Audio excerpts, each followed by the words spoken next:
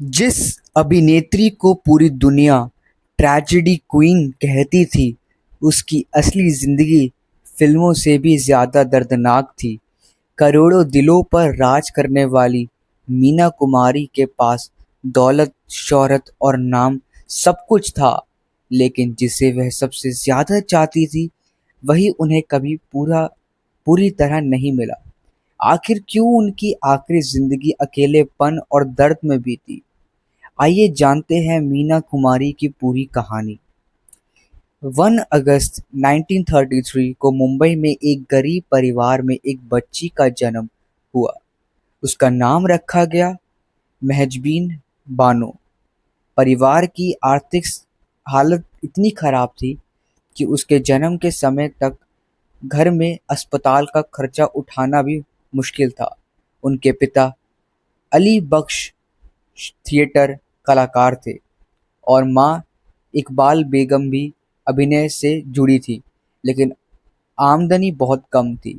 घर चलाने के लिए छोटी सी महजबीन को बचपन में ही फिल्मों में काम करना पड़ा। केवल 4 साल की उम्र में उन्होंने बाल कलाकार के रूप में फिल्म लेदर फेस में काम किया।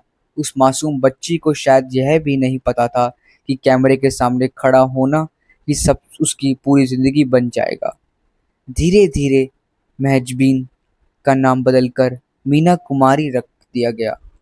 उनकी मासूम मुस्कान, बड़ी बड़ी आंखें और शानदार अभिनय ने लोगों का दिल जीत लिया। कम उम्र में ही उन्होंने कई फिल्मों में काम किया और अपनी अलग पहचान बना ली। सन 1952 में आई फिल्म बेजू बावरा ने उनकी किस्मत बदल दी। इस फिल्म में उनके अभिनय की इतनी तारीफ हुई कि वह रातों रात सुपरस्टार बन गई। इसके बाद उन्होंने एक से एक बढ़कर हिट फिल्म दी, जिनमें परिणीता, दिल अपना और प्रीत पराई, साहिब बीबी और गुलाम, दिल एक मंदिर, काजल और पाकीज़ा जैसी फिल्में शामिल हैं। दर्शक उनके अभिनय में इतना दर्द महसूस करते थे कि उन्हें ट्रेजेडी क्वीन कहा जाने लगा। लेकिन बहुत कम लोग जानते थे कि फिल्मों में दिखने वाला दर्द उनकी असली जिंदगी का हिस्सा था।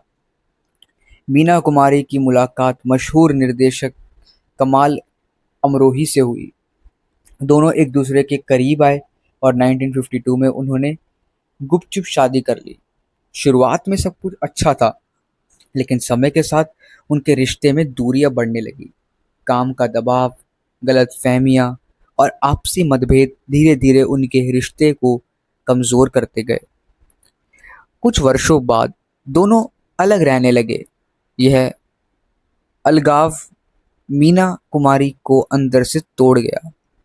वह हमेशा प्यार और अपनापन चाहती थी, लेकिन उनकी जिंदगी में अकेलापन बढ़ता गया। काम के मामले में वह लगातार सफलता हासिल करती रही। उनकी फिल्मों को दर्शकों का भरपूर प्यार मिला और पुरस्कार भी मिले, लेकिन कैमरे की चमक के पीछे उनका निजी जीवन धीरे धीरे अंधेरे में डूबता जा रहा था। कहा जाता है कि अपने दर्द और अकेलेपन से बचने के लिए उन्होंने शराब का सहारा लेना शुरू कर दिया। धीरे धीरे यह आदत उनकी सेहत पर भारी भारी पड़ने लगी। डॉक्टर ने उन्हें कई बार शराब छोड़ने की सलाह दी, लेकिन मानसिक पीड़ा इतनी गहरी थी कि वह इससे बाहर नहीं निकल सकी। इसी दौरान उनकी सबसे महत्वाकांक्षी फिल्म पाकीज़ा की शूटिंग भी कई सालों तक रुकी रही। रिश्तों में तनाव और खराब स्वास्थ्य की वजह से फिल्म पूरी होने में लगभग 14 साल लग गए।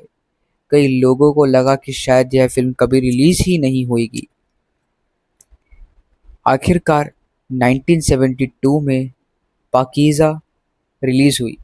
शुरुआत में फिल्म का प्रदर्शन सामान्य रहा, लेकिन कुछ ही हफ्तों बाद मीना कुमारी की तबीयत बेहद बिगड़ गई। जब लोगों को उनकी हालत का पता चला, तो दर्शक बड़ी संख्या में सिनेमा घरों में फिल्म देखने पहुंचे। धीरे धीरे पाकीज़ा भारतीय सिनेमा की सबसे यादगार फिल्मों में शामिल हो गई। लेकिन अफसोस, मीना कुमारी अपनी इस सफलता का आनंद ज़्यादा समय तक नहीं ले सकी। लगातार बीमारी और लीवर की गंभीर समस्या के कारण 31 मार्च 1972 को केवल 38 वर्ष की उम्र में उन्होंने इस दुनिया को अलविदा कह दिया। उनके जानने से पूरा उनके जाने से पूरा फिल्म जगत शोक में डूब गया। जिस अभिनेत्री ने करोड़ों लोगों को अपनी अदाकारी से रुलाया था, उसकी अपनी जिंदगी भी दर्द से भरी रही। आज भी मीना कुमारी को भारतीय सिनेमा की सबसे महान अभिनेत्रियों में गिना जाता है। उनकी आंखों की मासूमियत, संवाद बोलने का अंदाज और भावनाओं को पर्दे पर जीवंत कर देने की कला उन्हें हमेशा अमर रखेगी। इस कहानी की सीख, मीना कुमारी की कहानी हमें यह सिखाती है कि नाम, दौलत और शोहरत जीवन की हर कमी पूरी नहीं कर सकते। इंसान को सच्ची खुशी रिश्तों, मानसिक शांति और अच्छे स्वास्थ्य से मिलती है। उन्होंने कठिन परिस्थितियों में भी अपने काम के प्रति समर्पण नहीं छोड़ा और अपनी कला से ऐसी विरासत बनाई जिसे आज भी पूरे सम्मान के साथ याद किया जाता है। दोस्तों, वीडियो अच्छी लगी हो चैनल को लाइक शेयर सब्सक्राइब जरूर कीजिएगा।